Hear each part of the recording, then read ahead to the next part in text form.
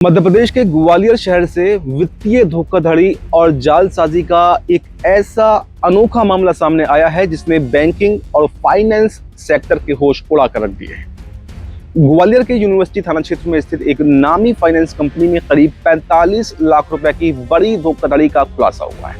और हैरानी की बात तो यह है कि इस पूरे फर्जीवाड़े को अंजाम देने वाले कोई बाहरी अपराधी नहीं थे, बल्कि खुद कंपनी के अंदर रहकर कंपनी के ही कर्मचारी उन्हें ये पूरा धोखाधड़ी को अंजाम दिया है। आरोपियों ने दर्जनों सीधे साधे ग्राहकों से लोन की किस्तें पूरी तरह से वसूल ली, लेकिन उस रकम को कंपनी के आधिकारिक खाते में जमा करने के बजाय वो सीधे अपने निजी बैंक खातों में पैसा ट्रांसफर करते रहे। कंपनी की शिकायत के बाद में जब यूनिवर्सिटी थाना पुलिस ने आरोपियों के खिलाफ धोखाधड़ी सहित कई गंभीर धाराओं में फिलहाल मामला दर्ज कर लिया है और पूरे मामले की कड़ियों को जोड़ने की कोशिश कर रही है। बारीकी से इसकी जांच अब शुरू कर दी है। इस पूरे हाई प्रोफाइल फर्जीवाड़े की शुरुआत तब हुई जब आगरा निवासी स्थित जितेंद्र गर्ग, जो कि RBI finance private limited firm के एक अधिकृत प्रतिनिधि हैं, उन्होंने यूनिवर्सिटी थाने में आकर एक लिखित शिकायत बाकायदा दर्ज कराई। शिकायत के मुताबिक कंपनी में जावेद खान क्रेडिट एवं कलेक्शन ऑफिसर के पद पर तैनात था और इसके अलावा Aqib Khan sales and collection office के पद पर तैनात था।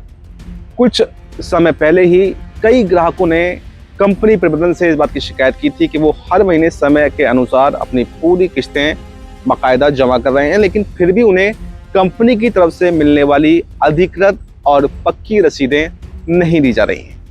यानी ग्राहकों को पहले शक हुआ, ग्राहकों ने इसकी बाकायदा शिकायत भी कराई और ग्राहकों की इन लगातार आ रही शिकायतों के बाद में जब कंपनी ने आनन फानन में अपना एक इंटरनल यानी कि आंतरिक ऑडिट करवाया तो फिर अधिकारियों के भी पैरों तले की जमीन खिसक गई, क्योंकि जो आरोप इन दोनों ही आरोपियों पर लगाए गए थे वो झूठ नहीं थे, बल्कि वो बिल्कुल सच थे।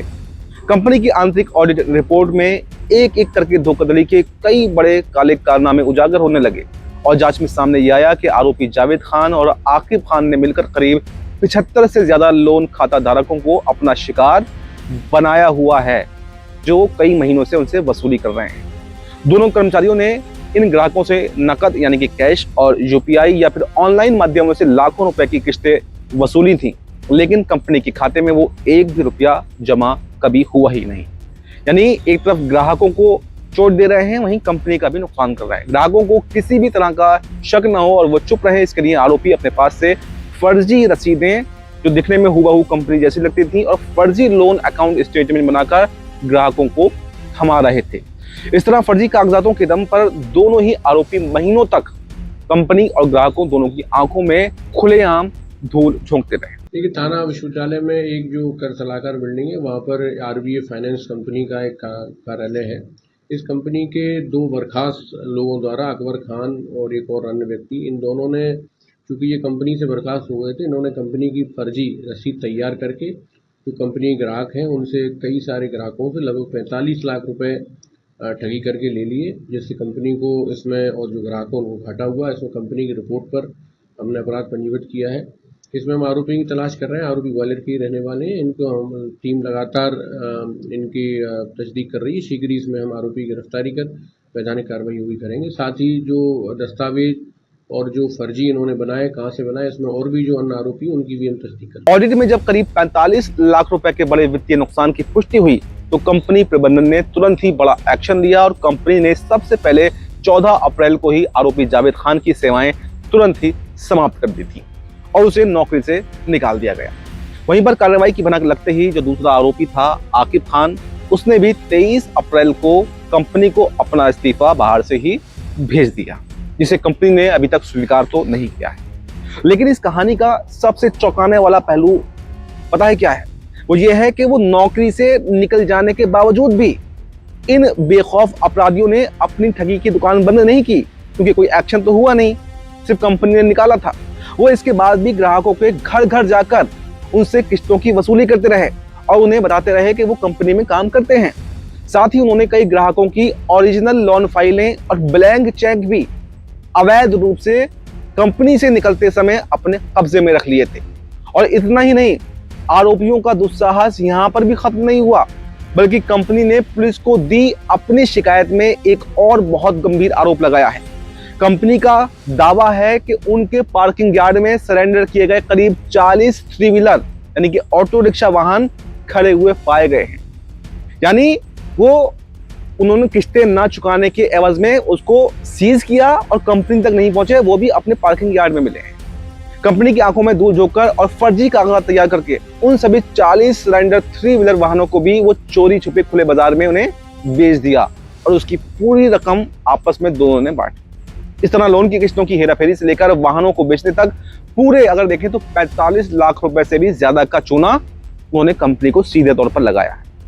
आखिरकार जब पानी सर से ऊपर चला गया तो उसके बाद में कंपनी प्रबंधन ने ग्वालियर के विश्वविद्यालय थाने में दोनों ही आरोपियों के खिलाफ नामजद शिकायत दर्ज कराई है और जो सबूत उनके पास थे वो सबूत भी पुलिस को मुहैया कराए। अब पुलिस ने मामले की संवेदनशीलता और जुटाए गए सबूतों के आधार पर धोखाधड़ी, अमानत में खयानत और जालसाजी की विभिन्न धाराओं के तहत फिलहाल मामला दर्ज कर लिया है और आगे की कार्रवाई जो है पुलिस लगातार कर रही है और पूरा भरोसा दिलाया है कि जल्द से जल्द आरोपियों को सख्त से सख्त सजा जो है वो दिलाई जाएगी। पुलिस अब आरोपियों के बैंक खातों की भी जांच कर रही है ताकि ठगी की गई है उसकी राशि को रिकवर किया जा सके और साथ ही ये भी पता लगाया जा सके कि इस गिरोह में कंपनी का कोई अंदरूनी कर्मचारी भी अभी मिला हुआ तो नहीं है। आखिर इसके तार कहां तक जुड़े हुए हैं, क्या दो ही इसके मास्टरमाइंड हैं या और लोग भी उनकी पीछे से मदद कर रहे थे। तो ग्वालियर में हुए इस 45 लाख के बड़े कॉर्पोरेट फ्रॉड और कर्मचारी की इस करतूत पर आपकी क्या राय है, हमें कमेंट सेक्शन में अपनी राय जरूर बता कर जाएं। और अगर आप भी किसी फाइनेंस कंपनी या फिर लोन से जो आपने ले रखा है तो फिर हमेशा केवल कंपनी के अधिकृत अकाउंट में ही अपना भुगतान करें ताकि आप इस तरह की किसी भी घटना का शिकार न होने पाए। पक्की रसीदें अपने पास जरूर रखें। अब देखना यह होगा कि इसका पूरा जो नुकसान हुआ है कंपनी अपने कंधों पर लेती है या फिर खाता धारकों यानी कि जिन कस्टमर्स के साथ में ऐसा किया गया है उनको ये पूरा खामियाजा भुगतना पड़ेगा और कितने पैसों की वसूली जो है वो इन आरोपियों से की जाएगी या फिर वो सारा पैसा गायब हो जाएगा। फिलहाल इस रिपोर्ट में इतना ही। इस पूरी रिपोर्ट को लेकर आपकी जो भी राय हो हमें कमेंट सेक्शन में जरूर देकर जाएं और देखते रहें GMTC।